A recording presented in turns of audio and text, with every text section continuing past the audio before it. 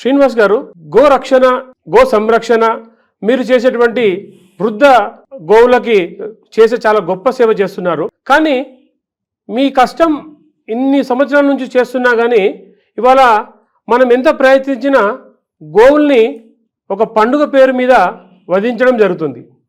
దీన్ని మనము ఎట్లా అరికట్టొచ్చు, దీనికి ఉన్నటువంటి చట్టాలు ఇవన్నీ కూడా మన ప్రేక్షకులు కొంచెం తెలియచేయండి. జయ గోమాత. గావో విశ్వస్య మాతరః. గోమాత విశ్వానికే తల్లి. భారతదేశం వ్యవసాయాత్మకమైన దేశం. పాడి పంట అనేవి రెండు కళ్ళు. ప్రథమంగా మన భారతదేశానికి ఐకాన్స్ ఆఫ్ ఇండియా అనేది ఇద్దరు ఉన్నారు. మొదటివాడు కృష్ణుడు, రెండోవాడు బలరాముడు. బలరామకృష్ణుడు ఐకాన్. ఈ వ్యవసాయాత్మక, ఒక ఆయన హలం పట్టాడు, ఒక ఆయన గోవుల్ని పట్టుకున్నాడు.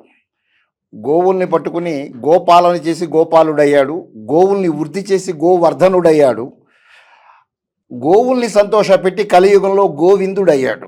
అటువంటి భారతదేశం సనాతన ధర్మానికి మూల కేంద్ర బిందువు అయిన గోమాతకి ఇవాళ ఉన్న ధర్మగ్లాని జరుగుతోంది. ఎందుకంటే వ్యవసాయం సేంద్రియ వ్యవసాయంగా ఉండవలసిన వ్యవసాయ ధోరణి జనాభా పెరుగుదల, రసాయనిక విప్లవాలతో భూసారాన్ని క్షీణింపచేసి నాశనం పట్టించేసి తద్వారా శతమానం భవతి, 100 ఏళ్ళు బతకవలసిన వాడు అర్ధాయుష్కుతో అల్ప మేధస్కుతో పోయే పరిస్థితులను కల్పించాం. ఇవాళ ఇదివరకు ఊరికి ఒక డాక్టర్ ఉండేవాడు, ఇవాళ సందుకి మల్టీ సూపర్ స్పెషాలిటీ హాస్పిటల్ పెరగడానికి గల కారణం గోమాతని మనం దూరం చేసుకోవటం. రెండో విషయము, మనం తినే ఆహారం విషంగా మారిపోయింది. ఎందుకంటే మనం విషం భూమికి చేరుస్తున్నాం, అదే విషాన్ని మనం స్వీకరిస్తున్నాం. పాల ఉత్పత్తిని ఇవాళ పాలు అనేటప్పటికల్లా మనకి జెర్సీ పాలు అనేది కూడా ఆవు పాల కిందక తీసుకొచ్చారు. జెర్సీ అనేది ఆవు కాదు, అది ఒక పాలిచ్చే జంతువు. జెర్సీ అంటే ఒక పందికి గాడిదకి సంకరం చేసిన సంకర జాతి. అటువంటి సంకర జాతి పాలని మనం ఆవు పాలు అనుకునే దౌర్భాగ్య స్థితికి భారతదేశం వచ్చింది. ఈ ఆవు పాల మూలాన మనం చెప్పుకునే ఆవు పాలు గంగిగోవు పాలు గరిటెడైనను చాలు, కడబడైననేమి కరము పాలు, భక్తి కలుగు కూడు పట్టెడైనను చాలు, విశ్వదాభిరామ వినురవేమ అని చెప్పారు. అంటే జరిగింది ఏంటంటే, మనకు కాసిని స్వచ్ఛమైన మోపురం కలిగిన గోవు, గంగడోలు కలిగిన గోవు దేశీయ గోవు.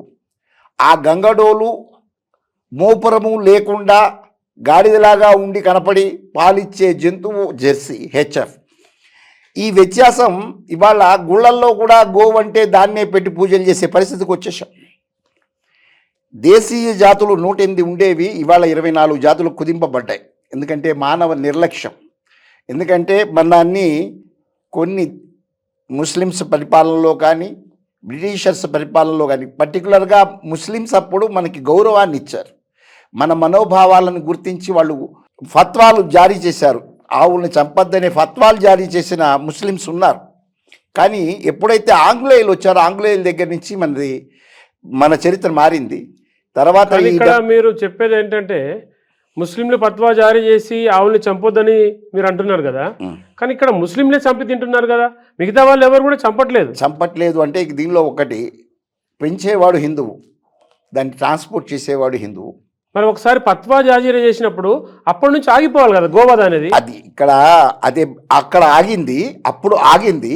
బ్రిటిషర్స్ మళ్ళా వచ్చిన తర్వాత డివైడ్ అండ్ రూల్ అనే పద్ధతిని పట్టుకొచ్చారు. ఈ డివైడ్ అండ్ రూల్లో ఏం చేశారంటే, మీరు కనుక చరిత్రను చూసేటైతే మనకి స్వతంత్ర అనంతరం నెహ్రూ గారు ఎప్పుడైతే ప్రధానిగా వచ్చారో, గోవధ చట్టాన్ని, సంపూర్ణ గోవధ చట్టాన్ని వ్యతిరేకించిన మొట్టమొదటి వ్యక్తి జవహర్లాల్ నెహ్రూ. మొట్టమొదటి, మీరు కనుక దాన్ని కనుక అప్రూవ్ చేస్తే నేను రిజైన్ చేస్తా అని చెప్పిన వ్యక్తి జవహర్లాల్ నెహ్రూ.